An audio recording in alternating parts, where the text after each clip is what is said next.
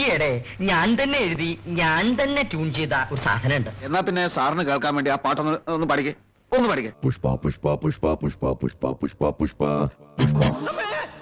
എന്തുന്നാണ് ഇത് നിന്റെ അമ്മൂമ്മയുടെ പിന്നാലെ? വൈകിയെന്നോ?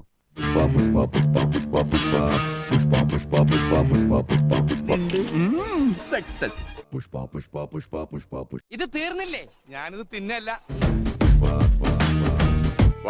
ബാപ്പേ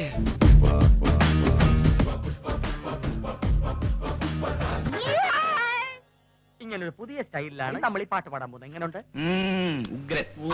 താടിയൊന്നു തടവുമ്പോൾ ഈ നാടും ഇളകിയിടുന്നേ. വയലാർ എഴുതുമോ ഇതുപോലെ? കൊള്ളാം, നീ ആളൊരു കൊമ്പനാടാ. നീ തോളുയർത്തി നടന്നിടുമ്പോൾ ഭൂമി വിറകൊള്ളുന്നേ.